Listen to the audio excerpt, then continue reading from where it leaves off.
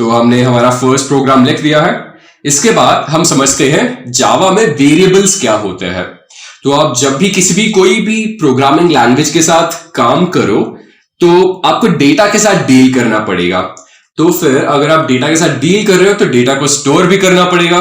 तो आप इस डेटा को स्टोर कहां पे करोगे और कैसे करोगे, तो इसलिए हमें वेरिएबल्स की जरूरत है।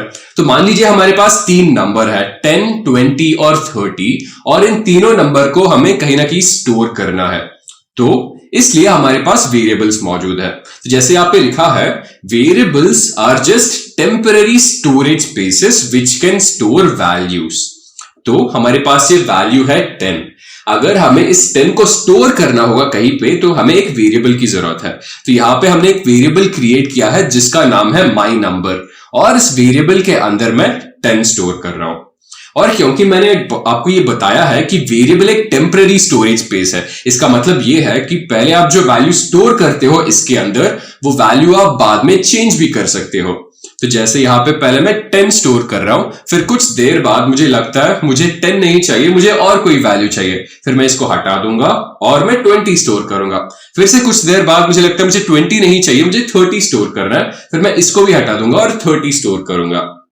तो basically variables are temporary storage spaces जिसके साथ हम वैल्यूज स्टोर कर सकते हैं। तो वेरिएबल्स के कुछ एग्जांपल हम इक्लिप्स में देखते हैं। अभी ये मैं प्रिंट स्टेटमेंट यहां से हटा देता हूं अभी, फिर मैं कुछ वेरिएबल्स क्रिएट करता हूं यहां पे। तो सबसे पहले मैं एक इंटीजर वेरिएबल क्रिएट करता हूं। तो जब भी आपको एक वेरिएबल बनाना होगा तो वेरिएबल का एक डेटा टाइप होता है। तो अगर मैं इंटीजर वैल्यू स्टोर कर रहा हूं तो मुझे एक इंटीजर वेरिएबल डिक्लेयर करना पड़ेगा। तो ये जो देख रहे हो इसको हम डिक्लेरेशन बोलेंगे।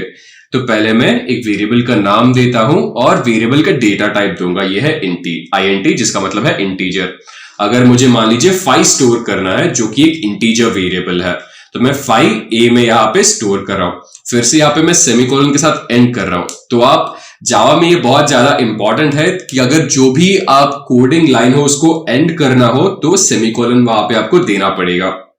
तो ऐसे जो है हमने एक इंटीजर वैल्यू डिक्लेयर कर दिया। फिर इसको प्रिंट करते हैं हम। तो यहां पे मैं लिख देता हूं system डॉट आउट डॉट, फिर लिखूंगा प्रिंट ln, और मुझे a का वैल्यू जो है यहां पे प्रिंट करना है। और मैंने सक्सेसफुली a का वैल्यू प्रिंट कर दिया। और मैंने आपको बताया है एक वेरिएबल जो है टेम्पररी स्टोरेज स्पेस है। तो मैं अभी 5 को चेंज करके 50 कर दूंगा और फिर a का वैल्यू प्रिंट कर रहा हूं। तो अभी इसको रन करके देखते हैं क्या आता है। फिर जैसे आप देख रहे हो 5 जो है 50 हो गया। इसी तरह मैं इसको 500 करता हूं और अभी प्रिंट करके देखता हूं और देखते हैं रिजल्ट क्या आता है। अभी आप देख रहे हो 50 जो है 500 में चेंज हो गया है। तो ये वेरिएबल्स थे और मैंने आपको डेटा टाइप क्या होता है उसका बेसिक आपको बता दिया है। तो अभी समझते हैं different types of data type क्या है जावा में। तो हमारे पास इंटीजर है, फ्लोट है, बुलियन है, स्ट्रिंग है। ये मेन डेटा टाइप्स है। इसके अलावा काफी ज्यादा डेटा टाइप्स भी प्रेजेंट है। तो मान लीजिए आपको कोई इंटीजर वैल्यू स्टोर करना हो तो आप इंट डेटा टाइप यूज करोगे। तो इंटीजर वैल्यूज मतलब 10, 500, 1000, -1000, -2, 3, 4, 5, ऐसे जो भी इंटीजर वैल्यूज है उन सभी को आप इंट वेरिएबल के साथ डिक्लेयर करोगे।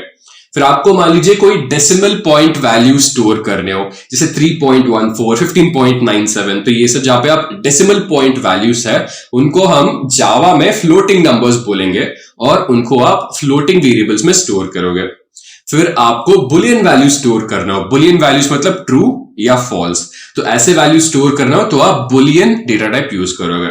फिर आपके पास स्ट्रिंग्स हो गए, स्ट्रिंग्स मतलब सीक्वेंस ऑफ कैरेक्टर्स, और आप इनको जो है डबल कोट्स में स्टोर करोगे। तो जैसे यहाँ पे नाम हो गए सैम, मैट, और ये जरूरत नहीं है कि आप सिर्फ एक वर्ड ही स्टोर करो, आप सेंटेंसेस भी स्टोर कर सकते हो। जैसे हो गया है माई नेम इज सैम या फिर आई लव पिज्जा। तो ये सब जो कुछ सेंटेंसेस हो गए जो कि आप स्ट्रिंग के साथ स्टोर कर सकते हो। तो अभी इन सभी के एग्जाम्पल्स देखते हैं हम। तो हमने इंटीजर का तो एग्जाम्पल देख लिया है, अभी हम एक फ्लोटिंग पॉइंट का एग्जाम्पल देखते हैं। तो फ्लोटिंग पॉइंट वैल्यू अगर स्टोर करना है तो हमें फ्लोट a लिखना पड़ेगा, और अगर ये फ्लोटिंग पॉइंट है तो मुझे इसके बाद f लिखना पड़ेगा, क्योंकि ये कंपाइलर को बताएगा कि ये फ्लोटिंग पॉइंट नंबर है। Right guys? Keep this in mind. तो अगर आप कोई फ्लोटिंग पॉइंट वैल्यू के साथ काम कर रहे हो तो उस नंबर के बाद आपको ये सफिक्स f ऐड करना पड़ेगा, क्योंकि ये जावा कंपाइलर को बताएगा कि ये एक्चुअली एक डेसिमल पॉइंट नंबर या फिर एक फ्लोटिंग पॉइंट नंबर है। तो ये हमने यहाँ पे लिख दिया है, फिर से हमको बस ये प्रिंट करना पड़ेगा। तो यहाँ पे हम system.out.println लिख देंगे और हमें ये a का वैल्यू प्रिंट करना पड़ेगा। मैं ओके पे क्लिक करता हूं और हमने सक्सेसफुली जो है ये डेसिमल वैल्यू यहाँ पे प्रिंट कर दिया है, राइट। जैसे देख रहे हो यहाँ पे हमारे पास है 500.0। भले ही मैंने बस यहाँ पे 500 लिखा है, क्योंकि ये फ्लोटिंग पॉइंट नंबर है, हमारे पास रिजल्ट हो गया है 500.0। तो फिर इसके बाद हमें बुलियन वैल्यूज देखने पड़ेंगे। तो मैं यहाँ पे बुलियन लिख देता हूं, बुलियन a, और बुलियन वैल्यूज हमारे पास बस दो होते हैं, ट्रू फॉल्स। तो इस बार मैं ट्रू स्टोर कर रहा हूं a में, फिर मैं इसको प्रिंट कर देता हूं और रिजल्ट देखते हैं, राइट। तो हमने ट्रू प्रिंट कर दिया है। इसी तरह अगर मुझे फॉल्स प्रिंट करना हो तो फॉल्स को जो है मैं a में स्टोर कर दूंगा, फिर मैं प्रिंट करता हूं इसको, तो ये भी हमने प्रिंट कर दिया है।